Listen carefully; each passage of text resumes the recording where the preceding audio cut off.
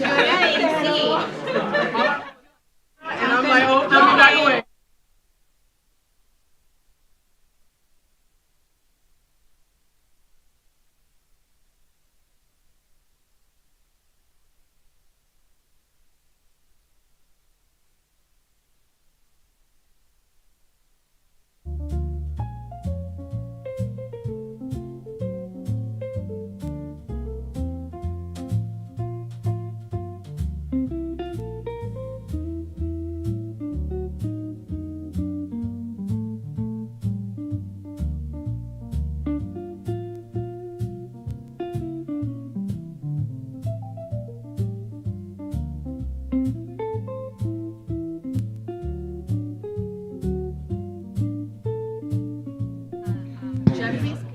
I did.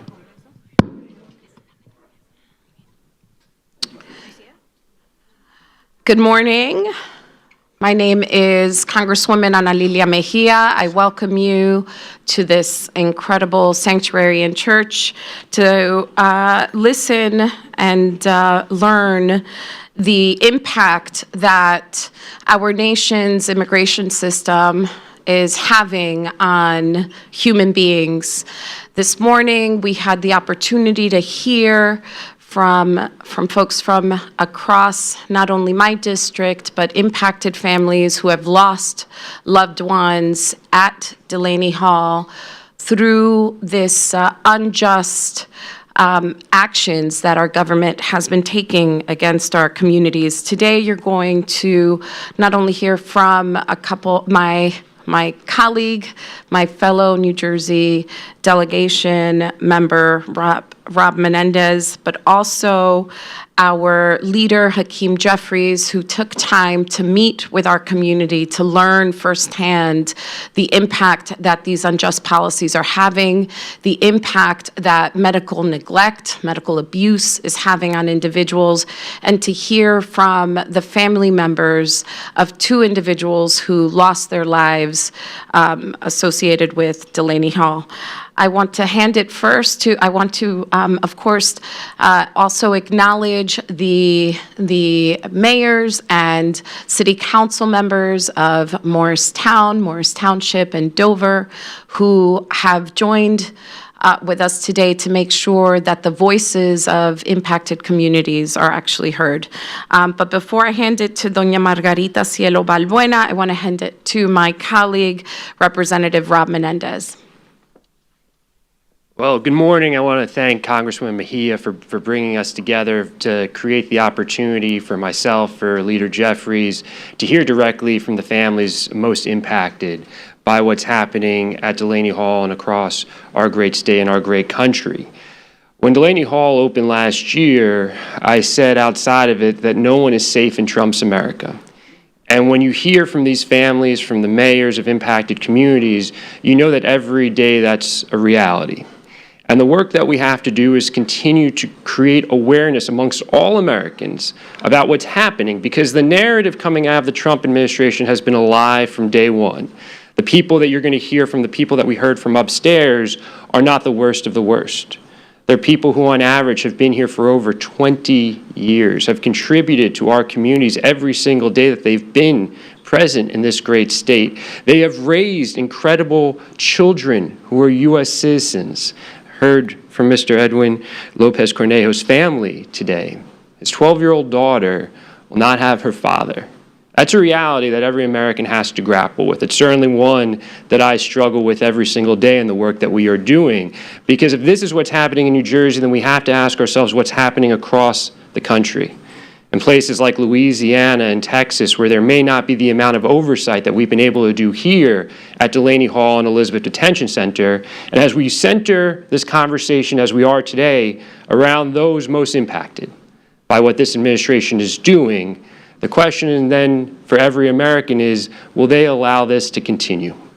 Or will they speak up against it and demand that we move out of this national nightmare towards brighter tomorrows and truly fulfill the promise of this country? Myself, Leader Jeffries, and Congresswoman Mejia, and the rest of our New Jersey delegation are committed to that.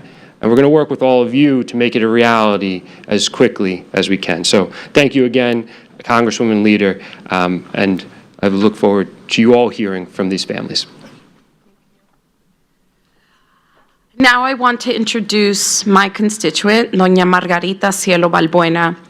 Doña Margarita was detained at the Elizabeth Detention Center, and when I went to visit Doña Margarita, in an instant I could see that she was unwell. After a few questions, I learned that she was being given, in effect, a quarter of her diabetes medication. I want you to think about what our government is doing to human beings, that we would treat each other with such callousness, that we would allow a human being to suffer, knowing that they are deteriorating in a preventable way. Her doctor was not contacted, her pharmacy was not contacted, and her family was ignored. It was only after the pressure that members of Congress can bring, because we are one of the few individuals that have been allowed, that have oversight ability in these detention centers, that we were able to get her medication.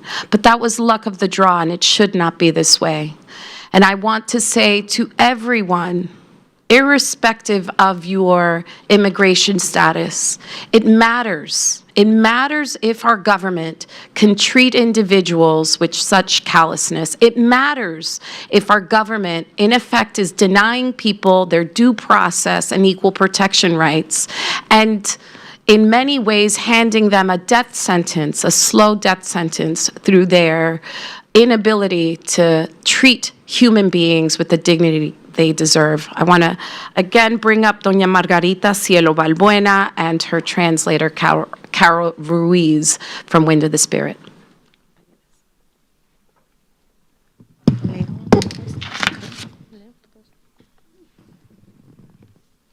Me llamo Margarita Cielo Balbuena.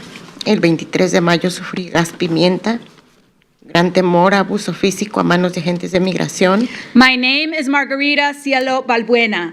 On the 23rd of May, I suffered pepper gas, great terror, and physical abuse at the hands of immigration agents. También fui testigo de abuso físico a mi esposo, Filemón Ruiz, como a mi hijo Osmar a manos de agentes de migración. I also had to bear witness to the physical abuse against my husband, Filemón Ruiz, and my son, Osmar, at the hands of these immigration agents. Los agentes bloquearon la calle, de inmediato se acercaron a nuestra camioneta de manera agresiva. The agents blocked the street and approached the truck in a very aggressive manner.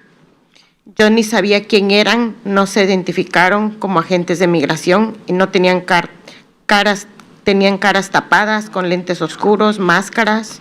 I didn't know who they were. They had their faces blocked with masks and dark glasses. They didn't identify themselves as immigration agents. Mi hijo Osmar es ciudadano estadounidense. Él les exigió ver una orden judicial, pero ellos nunca mostraron ninguna orden. My son, Osmar, is a United States citizen. He demanded to see a judicial warrant, but they never showed any such order.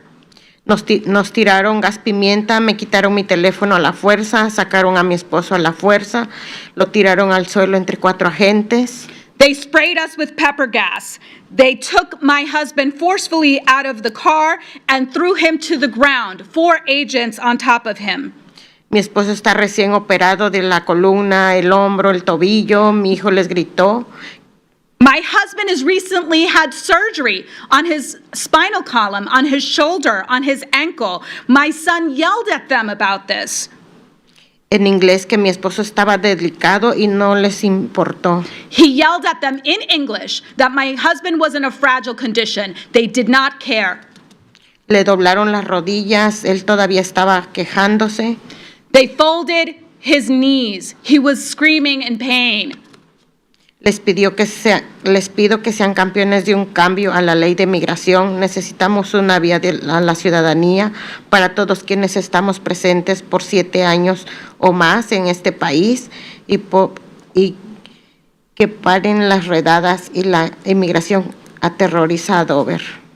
I ask that you be champions of a change in the immigration laws. We need a path to citizenship for those of us that have been present at least 7 years in this country. We need a stop to these raids that immigration is using to terrorize Dover. No es justo que yo esté en este país desde el 1989, pago mis impuestos, soy dueña de casa, dueña de negocio, que le doy trabajo a otras, que tengo a mis hijos, a mis nietos nacidos acá, que igual sufren el dolor físico y psicológico.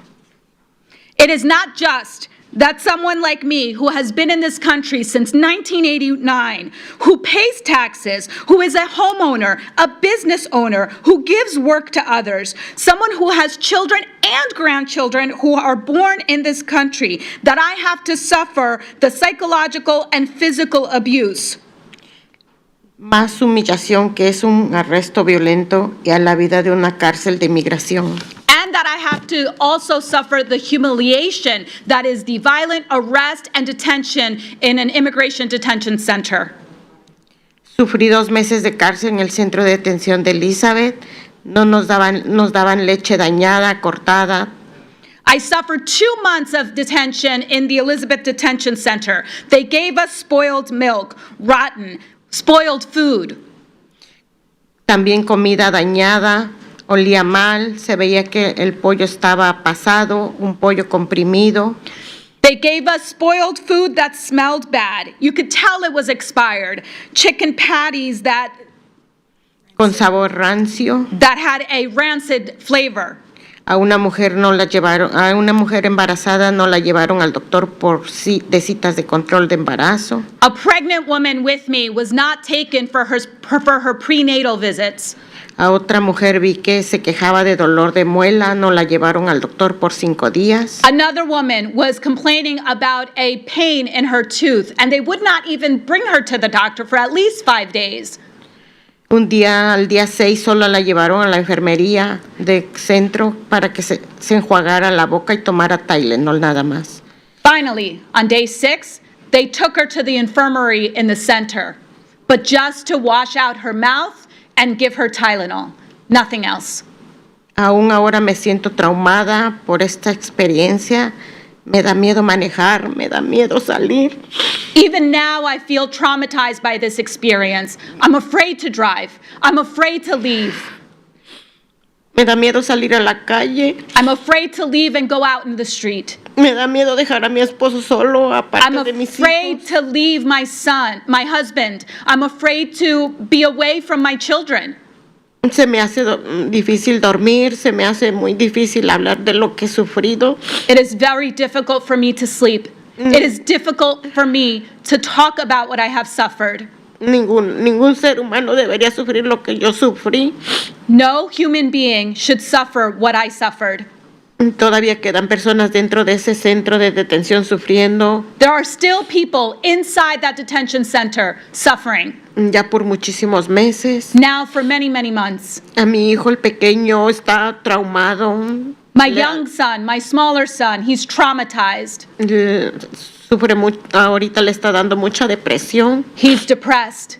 Necesitamos que ustedes por favor se fortalezcan en contra de estas políticas y prácticas inhumanas. We need you to strengthen yourselves against this inhumane policies and practices. Muchas gracias por escucharnos, tomarnos en cuenta y que Dios los bendiga a todos. Thank you so much for listening to us. Thank you so much for thinking of us, and may God bless you.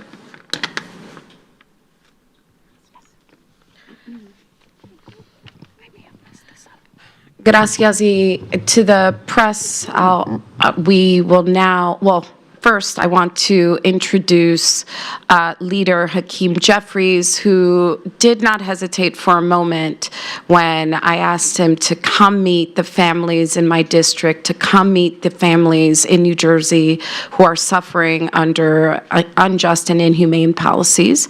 Without further ado, Leader, please join us.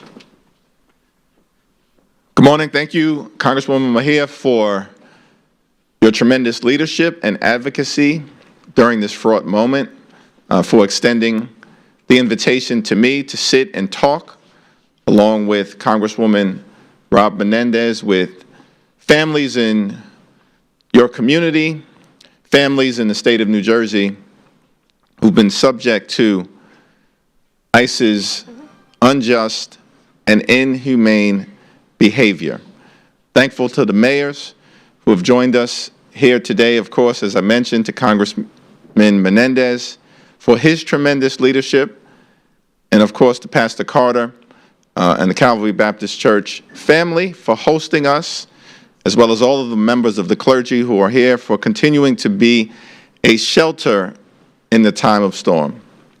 Taxpayer dollars should be used to make life more affordable for the people of this community, this state, and throughout our country.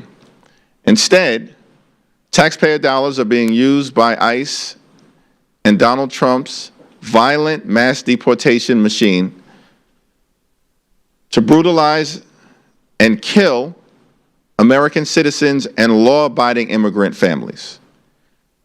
Donald Trump lied to the American people. He said that immigration enforcement in this country was going to target the worst of the worst. That's not what has been happening. Immigration enforcement, ICE's violent, out of control, and unhinged behavior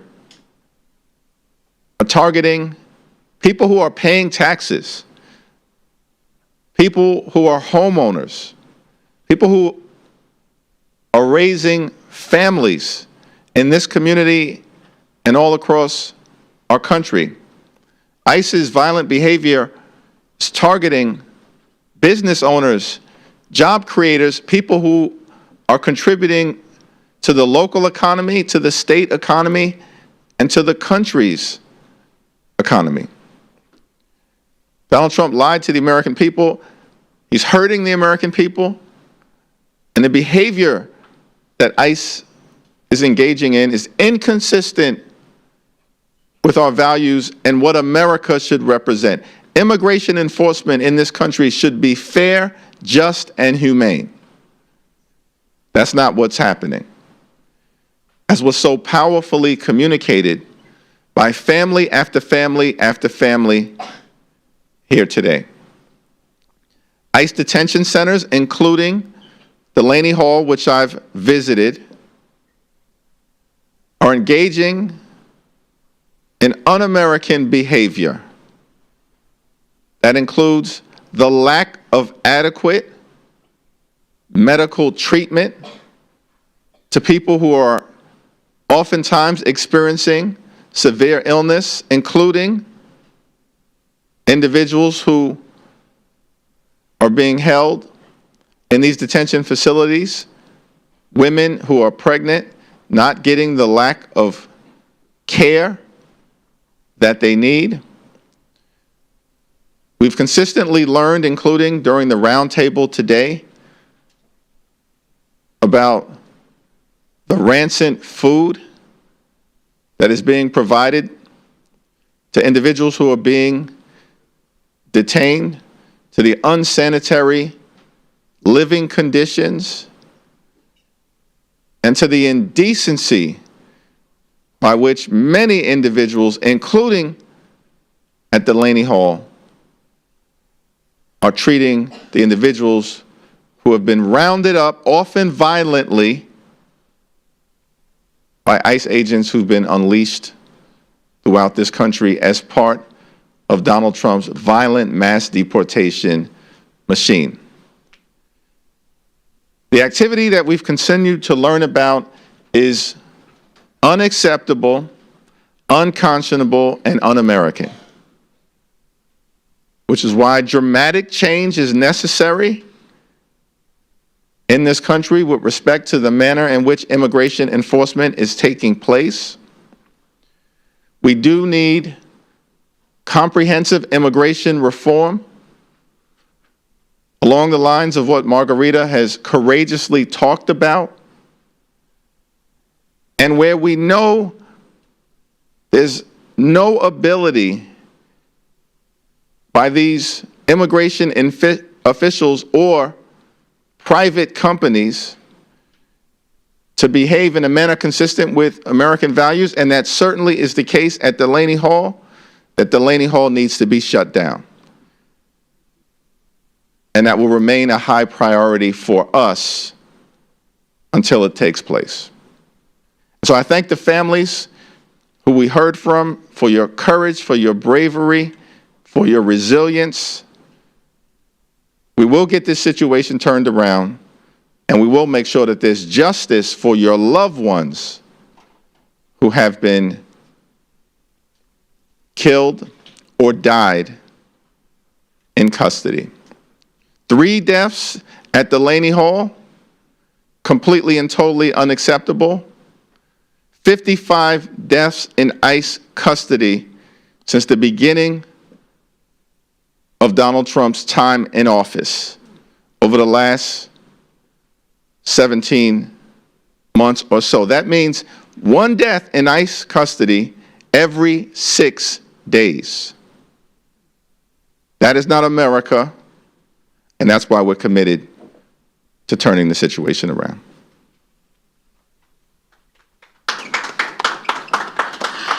All right, we could open to a few questions. Again, I want to share that we have the mayor of Morris Township, Morristown. We have council members from Dover, all of whom have experienced and witnessed the escalation of ICE and DHS activity that puts American people in danger. We also have family members of those who have lost their lives at Delaney Hall and, of course, impacted community.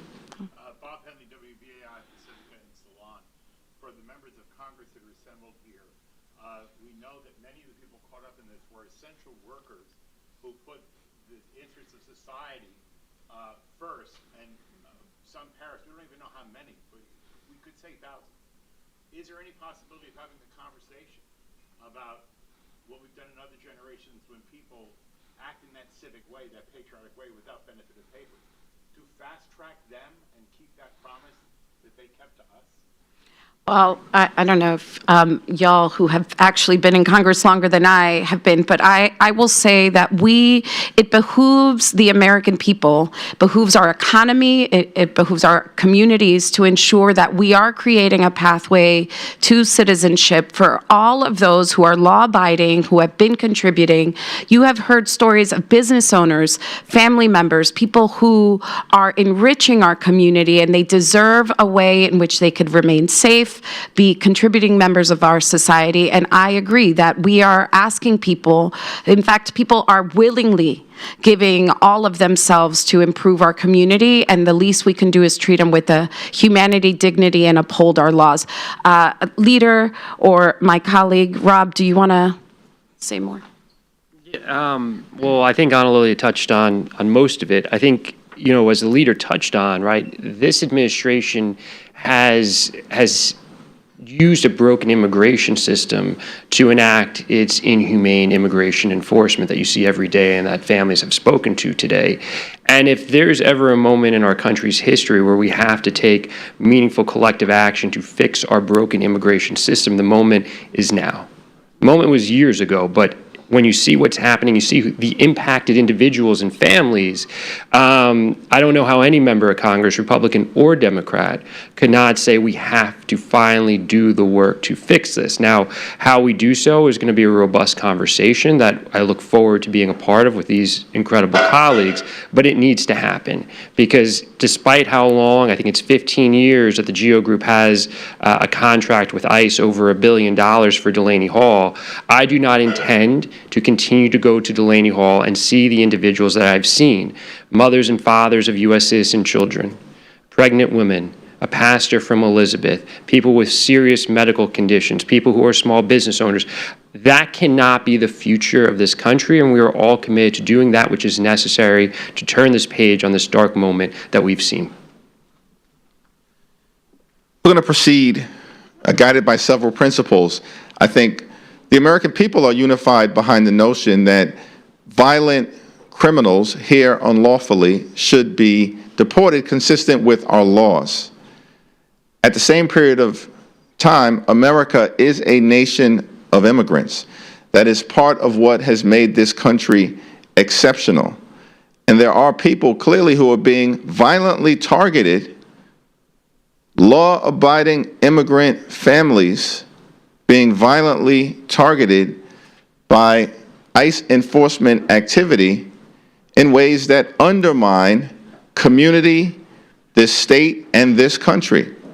We're going to operate under the principle that immigration enforcement in this country should be fair, just, and humane. And that's not what's happening right now in America. ICE is completely and totally and violently out of control and needs to be reined in the most dramatic way possible. And that is our intention. We also recognize that immigration and the system in this country is broken, and it needs to be fixed, and we believe it needs to be fixed in a comprehensive and bipartisan way for the good of everyone in this country. Just a reminder that not all questions should be on topic, please. Yes, okay. Hi, Bill Westhoven, Daily Record, Bergen Record, USA Today. How you doing, Bill? There's obviously been a lot of criticism about the training of the ICE officers in terms of enforcement, and we're hearing more and more about the substandard care when those folks are in custody. I wanted to drill down on that just a little bit more specific. Can anyone speak to staffing issues in terms of healthcare staffing issues at Delaney Hall? Are there doctors? Are there nurses? Are there physician assistants? Is it a clinic, an emergency room? What can or can they not do? So Rob, help me with this, but there is a clinic usually staffed mostly by nurses and physician assistants and one physician. We know that individuals who are reporting an illness have to report it either on a piece of paper or through a tablet. We have repeatedly heard that individuals will submit that paperwork or submit a complaint on the tablet, and it takes days for their care to be, or their issue to be addressed. And often, what the medical care that they quote unquote receive is minimal. Maybe they get a Tylenol. As Doña Margarita shared, she witnessed an individual who had a toothache that was just essentially given mouthwash and a Tylenol or very over-the-counter minimal medication. Rob? Yeah, and the other thing, just to as you know, but it has to be stated every time we have this conversation, is the GEO Group, who all of the medical professionals are GEO employees, is a for-profit enterprise.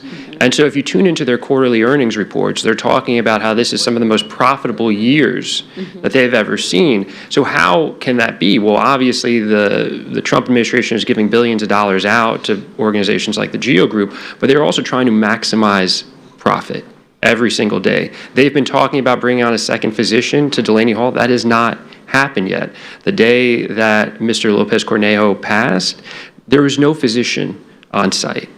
These are the types of things that we have raised over and over again, and you're seeing the dire consequences of them not being able to adequately provide health care to the individuals that they are bringing through Delaney Hall and Elizabeth Detention Center. Okay, can I just specify what you're saying is that there is not a physician usually on site or ever on site? No, there's one physician who's on site, who's there when we do our oversight visits, but it's not 24/7. So what they will do is if he's unavailable to be there in person, they will have another physician on call. But if you have a medical emergency, the people that are attending to that individual are either nurses or physician assistants. Thank you, that's what I'm trying to get at. Okay, Fred Snell, 5 Insider NJ. How you doing, Fred? Hi, how are you? Realistically, what can you do to fix things unless you get the majority in November? Well, first and foremost, it's important that we share what's happening within our government. Here's the bottom line. Our United States government is taking a group of people, many of which had either legal status up until recently, those with TPS protections, or those who are in the middle of their process, otherwise law-abiding people.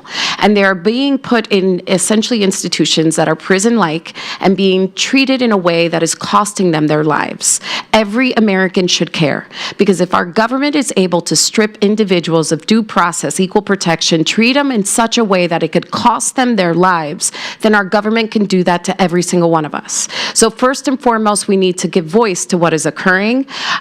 Myself, members of the New Jersey delegation, have been working with community organizations, asking to understand the names and information of individuals we know are chronically ill and being detained, one, so that we could visit them, so that we can make sure that they know that they're not alone, and that we are gathering this information and submitting it so that we create the kind of accountability that every single American wants of their government.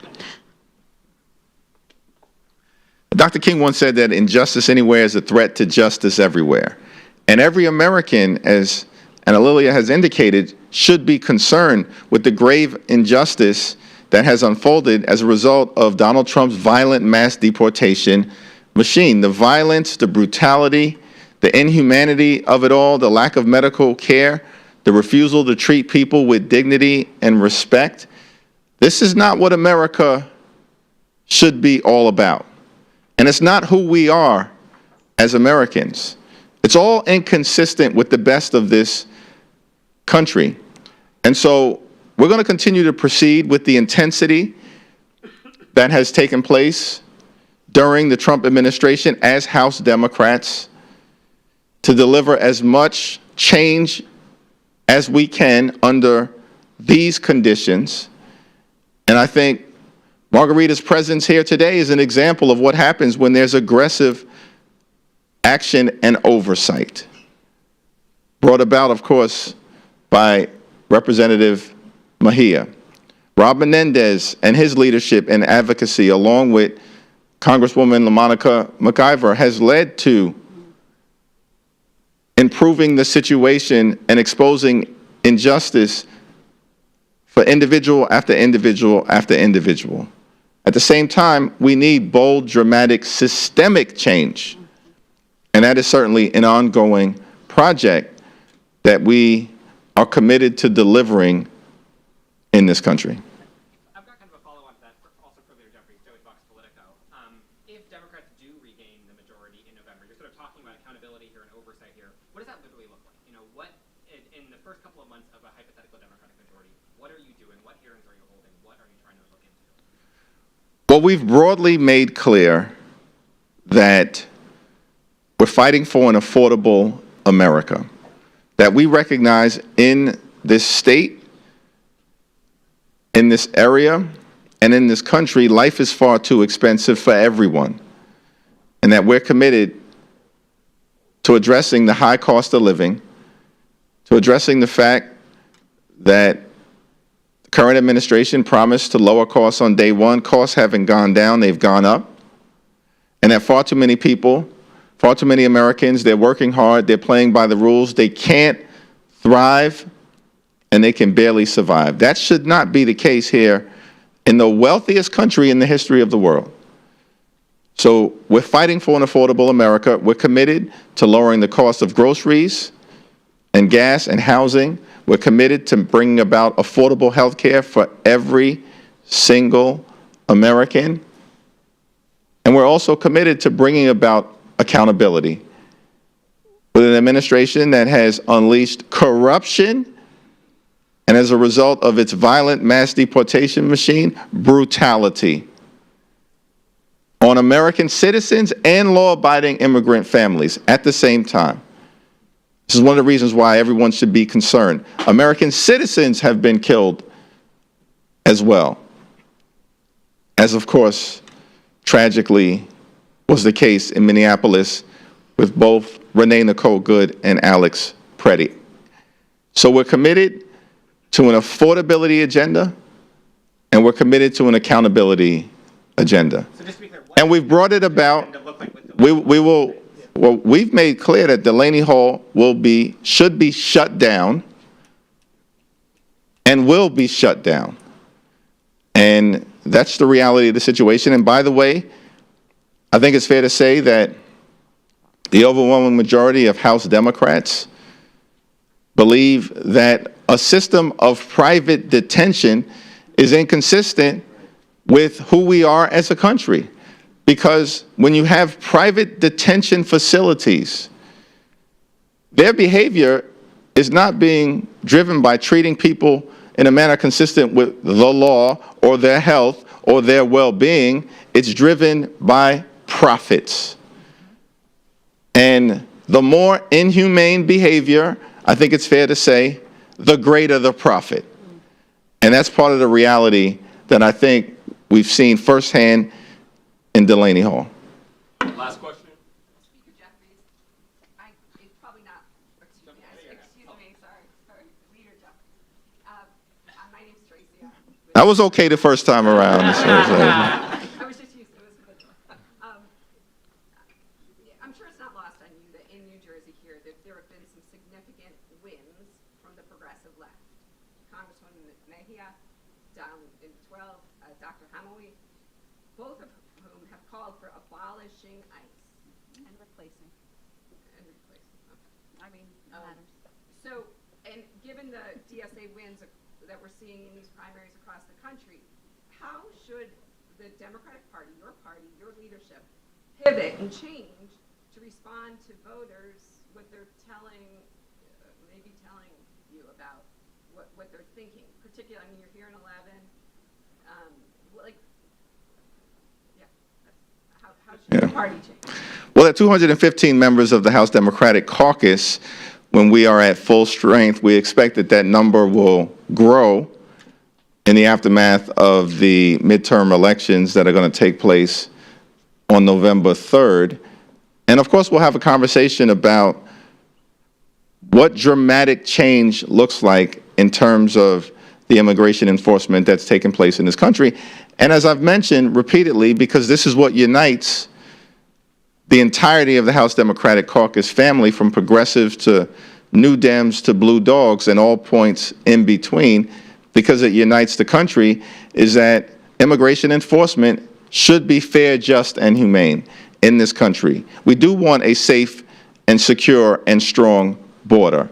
That's also, of course, incredibly important to the American people. And we have a broken immigration system, and it needs to be fixed. And it should be fixed in a comprehensive and bipartisan way. And so we've got an immigration working group that is being led by Chairman Pete Aguilar, who has convened every aspect of the House Democratic Caucus to specifically articulate both our values and our policy proposals with respect to the type of dramatic change that is necessary. I just want to, real quickly, do you see the possibility of reviving the bipartisan bill that was tanked by Trump 2 years ago as a,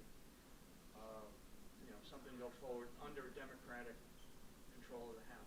I think Donald Trump and Republicans have shown, unfortunately, that they're not serious about engaging in the serious matter of legislating to resolve the challenges that the country confronts. So this effort is going to have to be led by House Democrats, as has been the case in the minority in a variety of different ways, including making sure that we've run both Pam Bondi and Kristi Noem out of town in the minority.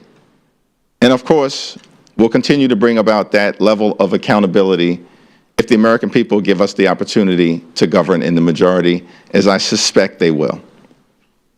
Okay, well, thank you. Las gracias para los medios de habla hispana. Cerramos con, hoy escuchamos de las familias que están siendo impactadas por un sistema migratorio que es cruel, que le niega la humanidad a todos. Estamos aquí reunidos no solo en un lugar de esperanza, pero con líderes de Dover, de Morris Township, que conocen el impacto que este sistema está teniendo en nuestras familias. Le doy las gracias a mi compañero Rob Menendez y al líder Hakeem Jeffries por venir a escuchar a estas familias y utilizar esa información para mejor abogar por nuestra gente. I want to close by saying, first and foremost, thank you. Thank you to not only the leader, my colleague, Rob Menendez, Leader Jeffries, like I said, did not hesitate for a moment to come listen to impacted community, and I thank you for that. And again, my colleague who has been fighting for at this point, we'll say years, on behalf of all communities. I also want to thank the mayor of Morristown, the mayor of Morris Township, the council members from Dover who have been able to not only listen to families, but to also share with the leader the impact that this rise in unjust activity is having in all of our communities communities and how it puts us all at risk. So again, thank you. And finally, I'll close again by thanking the Calvary Baptist Church family and Pastor Carter for immediately offering a place of solace and community so that families could speak. Gracias, and with that, we close. Seguimos por acá.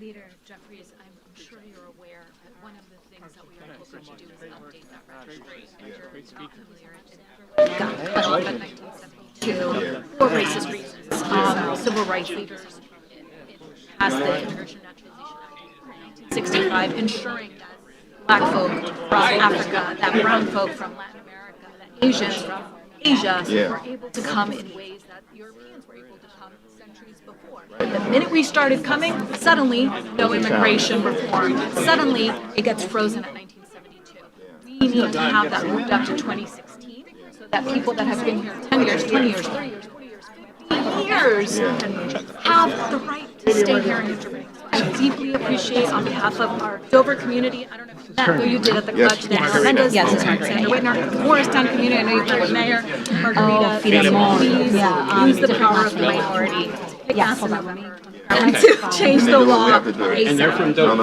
No, thank you. Let's work closer together. And thank you for the powerful nature of your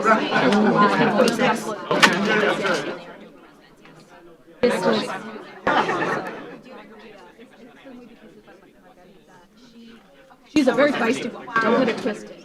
Misbehave because she her chancleta. Ella es una mujer muy con mucho espíritu y que no se porte mal porque le saca la chancleta. But she's also a Unless my phone is malfunctioning again. So thank you for listening. Ella también es una persona muy humilde, muy trabajadora. Gracias por el tiempo. I'm going to send you. Thank you so much. Thank you, Leader. Here. Hey,